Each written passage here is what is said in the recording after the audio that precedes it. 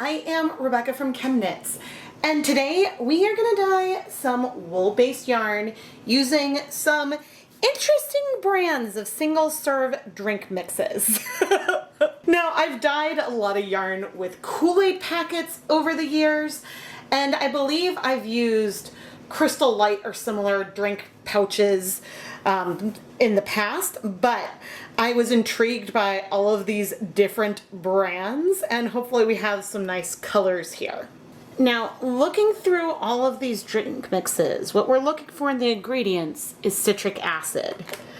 And citric acid is the first ingredient of all 4 of these mixes. They also all have artificial food coloring molecules in here, which is the second ingredient that is really important for dyeing yarn. Artificial food coloring can dye yarn, wool yarn, in the same way as acid dyes. You need to have acid present, and the citric acid in here is sufficient to dye the yarn. We won't need to add additional acid today because it's in with the food coloring. You need the artificial food coloring. We'll need heat, water, and then yarn. So to dye yarn with food coloring, you want it to be a protein-based fiber, which means wool or other animal fibers like alpaca, silk, cashmere, yak, things like that.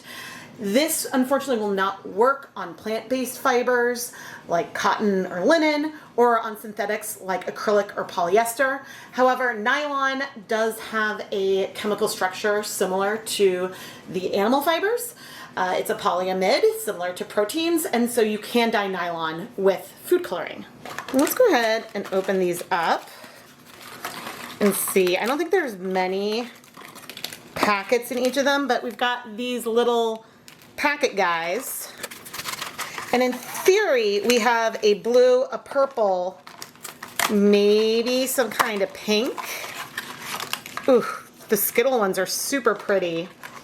And then I'm hoping for a green because it shows the liquid as green here, but we won't know until we try. And of course, this video is not sponsored or anything like that, but I'm showing off the brands so that way if you want to try to reproduce this experiment yourself, then you can get the same colors that I got. We're not going to use all of those packets, probably. We'll see how much pigment there is. 1 packet of KoolAid is enough of everything to make a pitcher of a beverage versus just 1 single serving. So I'm expecting there to be not that much pigment in each of those packets. Now our yarn today is Knit Picks Stroll Fingering Weight yarn, which is 75% superwash merino wool, 25% nylon. This yarn dyes up like a dream. And if you want to learn more about it, I do have a Knit Picks affiliate link in the video description, and I may earn a commission if you make a purchase after going through my link. I've pre-soaked this yarn in plain tap water overnight. I did not add any additional acid to this pre-soak, but my tap water does run slightly acidic. So some colors like pinks that are red 3 start striking to my yarn without me adding any acid. But red 3 is not a food coloring molecule that's ever in drink mixes because it's not as soluble as some of the others, and so therefore it's not used as much. What will we use to dye the yarn, to heat set it? Today I'm going to use my 4-inch deep full-size catering steam pan because this is one of my favorite dye pots for dyeing yarn, and I have it across 2 gas burners on my stove. This pan and all the other equipment I'm using today are dedicated for dyeing yarn and are never used for the preparation of food. However, if I'm going to be using all kitchen safe items, I am personally comfortable using cooking pots and pans when I dye yarn with food coloring. I just never use anything that is used with commercial dyes on any of my kitchen equipment. So if you don't have a dye pot like this, you can do something with your yarn damp on the countertop. You can sprinkle these dyes on and then wrap them up in plastic wrap or have a microwave covered dish and microwave it to set the color. I'm bringing over 8 cups of water and I'll spread the yarn out. This is the real reason why I really like these catering steam pans, because we can have so much surface area. If I was going to be dyeing this in more of a standard kettle, we wouldn't be able to spread the yarn out as much, which is fine. It's just you would find yourself wanting to flip the yarn more often to get coverage. But we'll talk about that as we go. So now I'm gonna start heating things up. So that way we're steamy, just below a simmer, which is around the temperature that you want to dye wool yarn. I also really like using these pans for demonstration purposes because if I'm in a kettle that is higher up, when I reach my hand in, it covers up more of the yarn, so it makes it harder to see. That didn't take very long. I'm gonna reduce the heat. All right, let's start with the grape. Okay, I pulled off the thing, and I'm gonna try to use this packet to add the color onto the yarn. And at this stage, I'm not spreading things out, but I will say one packet had way more pigment. Oh, that smells very great. It had way more pigment than what I was expecting. And the other fun thing is that this purple pigment breaks. We see that we have some blue pigments and some pink pigments in here that sort of mix to give us that very warm purple hue, which is delightful because I will say KoolAid can break, but grape KoolAid does not break quite like that. And so this is really, really fun. Okay, let's do the wild berry punch next.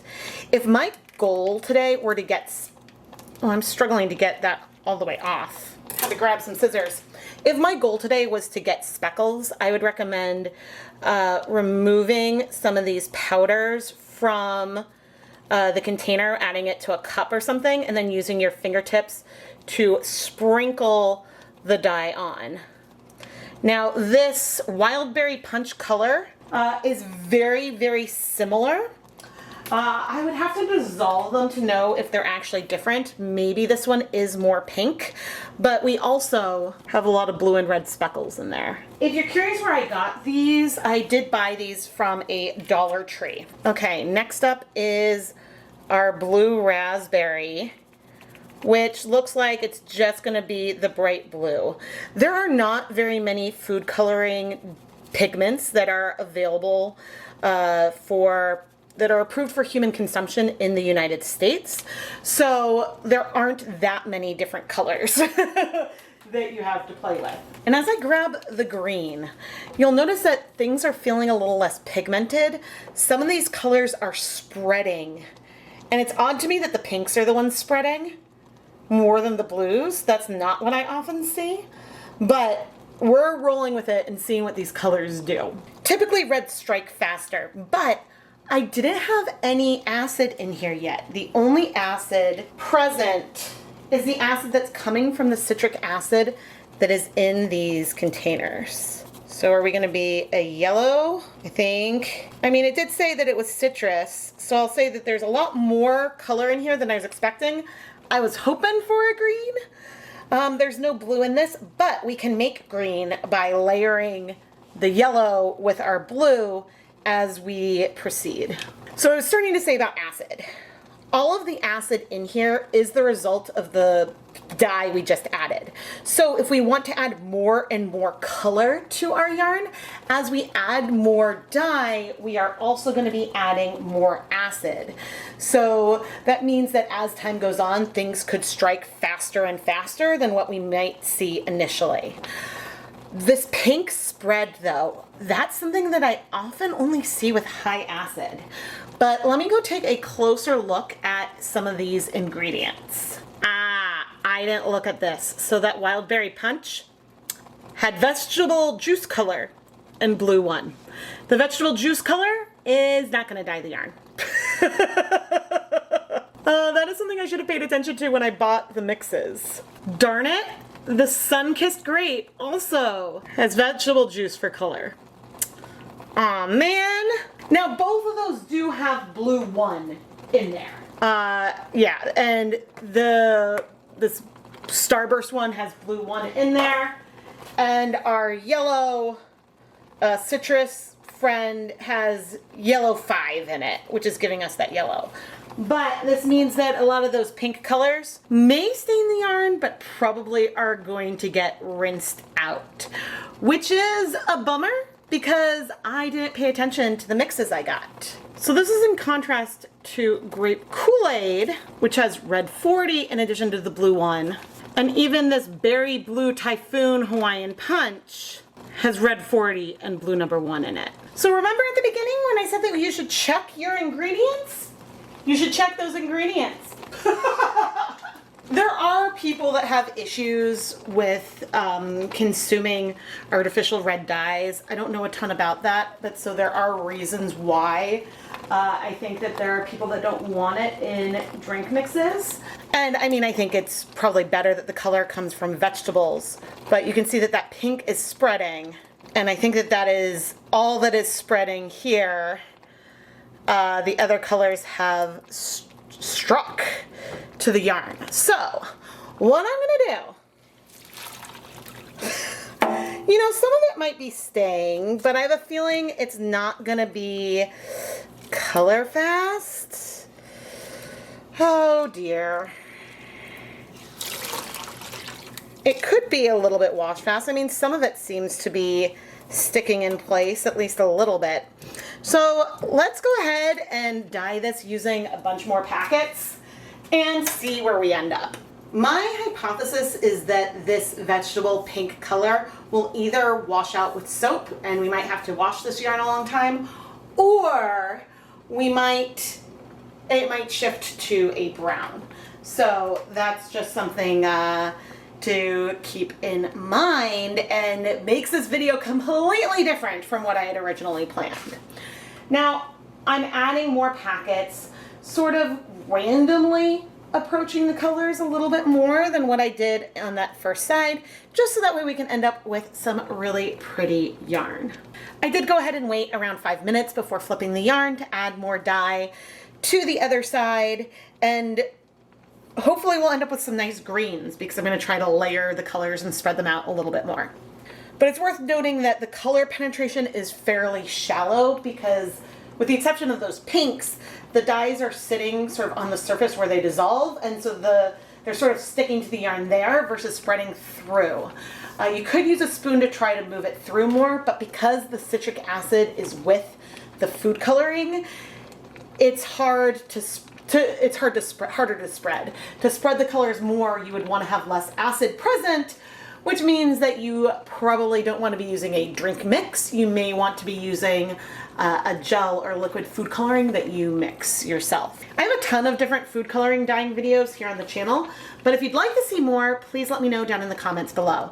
And while you're at it, subscribe and turn on notifications so you never miss a new video. As we kept moving on, I started to feel really, really sad that the pinks might not stay because it's so pretty. But you never know, because I think I got some pinks with a pink tea once. Yeah, I just don't know. I think I'm gonna stop things here. I'm gonna set a timer for 25 minutes. So it'll have been 30 minutes total from when I last added any dye. Now, I only used the original 2 of these packets that I had pulled, and I used 3 each of our blue and yellow. But that color there is misleading. I thought it was gonna be a green. I mean, I know I could have checked the instructions, I know I could have checked the ingredients to get a sense of what the color was gonna be, but I thought it would be fun to just be surprised. And well, we're surprised. Now, I expect a lot of the pink will rinse out. When I flip the yarn, you can see a lot of the pink is just in the water. But what if we wanted to keep a pale pink on the yarn? Could we achieve that? Yeah. If we wanted to achieve that with food coloring, I would either mix up some red food coloring in a large volume of water to try to spread it all over, or I would go wash this yarn to remove as much of the citric acid as possible, and then come back and start with no acid to add a little bit of pink all over the yarn. Because, as I mentioned at the beginning, some pinks will start striking to my yarn even with no acid added. So if I wanted a pastel pink sort of all over, that's what I would do. Because if I was going to go grab some cherry KoolAid, or really, I guess what would be a closer would be a pink lemonade KoolAid, and started bringing it on, we would get some more speckles like we have in here. See those little specks? The main reason why we don't have more speckles is because I was adding the powder on fairly heavy. So you could spread these out more to get more little specks if you wanted. But anyway, I'll see you once the timer goes off. I really just can't stop talking today. Things are bubbling a little bit. I'm going to reduce the temperature.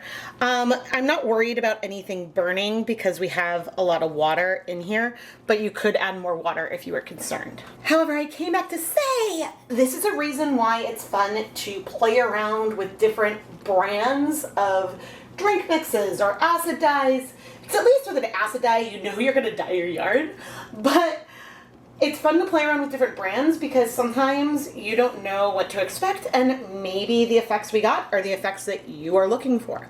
So it's worth giving it a try, and one of the things I like to do here on the ChemKnits Tutorials YouTube channel is to take risks so that way you don't have to. And we can all learn from my successes and failures. The 30 minutes are up. Let's see. I mean, most of the pink is coming straight out. There's a little bit in the yarn, but not much. Now at this stage, I'm gonna go set aside the yarn so it cools until it becomes completely room temperature, and then we can wash it. There's typically a lot more washing involved with yarns dyed with drink mixes anyway, because sometimes there's sugar or sweeteners or just other things to rinse out compared to straight food coloring or commercial dyes. But we're also going to be dealing with those pinks. So we'll see if that's visible in the end. Probably not though. Let's wash our drink mix dyed yarn. And there is one other downside to using those drink mixes.